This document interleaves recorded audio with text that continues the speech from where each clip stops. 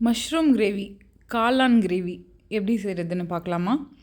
அதுக்கு 3 table spoon அளவுக்கு எண்ணெய் அதுக்கப்புறம் எண்ணெய் காஞ்ச உடனே அதில் பெருஞ்சீரகம், பட்டை, கிராம்பு பொரிய விட்டுட்டு ஒரு ஏலக்காய் சேர்த்துக்கலாம். அதுக்கப்புறம் வெட்டி வச்சுருக்கிற 2 மீடியம் சைஸ் வெங்காயம் அதையும் வதக்கிடலாம். இது கூட 2 பச்சை மிளகாய், ஒரு கொத்து கருவேப்பிலை இதெல்லாம் போட்டு வதக்கிடலாம்.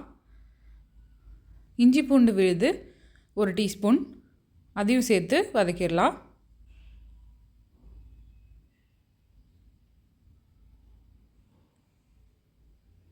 இப்போது இது நல்லா வதங்கி வரட்டும்.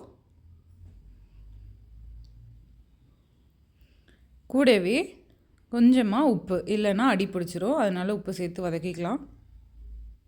கொஞ்சமாக மஞ்சள் தூள், 1/4 டீஸ்பூன் மஞ்சள் தூள்.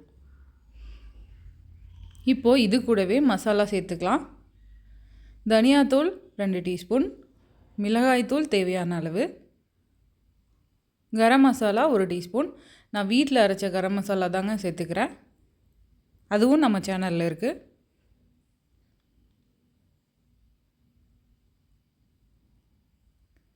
இப்போ நறுக்கிய தக்காளி ஒரு 2 தக்காளி சேர்த்துக்கிறேன், குட்டி குட்டியாக நறுக்கி. இப்போ மசாலா கூட தக்காளி எல்லாமே நல்லா கொலைய வெந்து வரணும். கொஞ்சம் வதக்கிட்டு தேவையான அளவு, அதாவது ஒரு 1/4 டம்ளர் தண்ணி மட்டும் சேர்த்துக்கலாம்.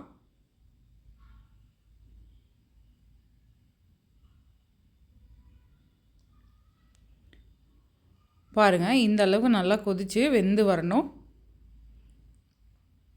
இதில் நான் பச்சை பட்டாணி 1/4 கப், இப்போ காளான் அதையும் சேர்த்து இந்த மாதிரி நான் கழுவிட்டு கட் பண்ணி வச்சுருக்கேன், அதையும் சேர்த்து நல்லா மிக்ஸ் பண்ணிடலாம்.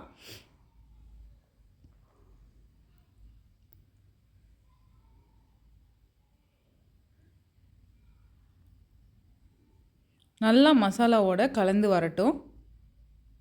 அதுக்கப்புறம் ஒரு மூடி போட்டு மூடிடலாம், தண்ணி விட்டு வேகட்டுங்க. பாருங்கள், நம்ம தண்ணி சேர்க்காமலே எப்படி வெந்து வந்திருக்குன்னு.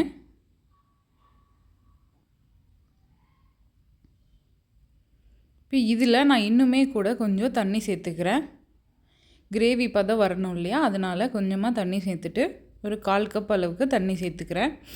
தண்ணி சேர்த்துட்டு இது வேகட்டும்.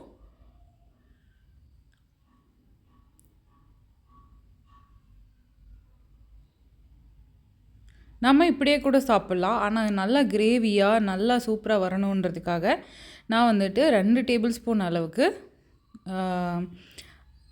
தேங்காய், அதுக்கப்புறம் கொஞ்சமாக சீரகம், கொஞ்சமாக பெப்பர், மிளகு இதெல்லாம் சேர்த்து அரைச்சி ஒரு 1/2 டம்ளர் வர அளவுக்கு தாங்க நான் அந்த கிரேவியோட அந்த கோகோனட்டுடைய சாறை எடுத்திருக்கேன்.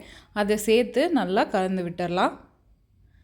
அவ்வளோதாங்க, வேறு எதுவுமே தேவையில்லை. மூடி வச்சு ஒரு 5 நிமிஷம் லோ ஃப்ளேமில் குக் பண்ணி எடுத்தோம்னா சூப்பரான காளான் கிரேவி தயார். நீங்களும் இந்த ரெசிபியாக வீட்டில் செஞ்சு பாருங்கள். செஞ்சு பார்த்துட்டு எப்படி இருக்குன்னு கமெண்ட் பண்ணுங்கள். நம்ம சேனலை மறக்காமல் சப்ஸ்கிரைப் பண்ணுங்கள். நன்றி, வணக்கம்.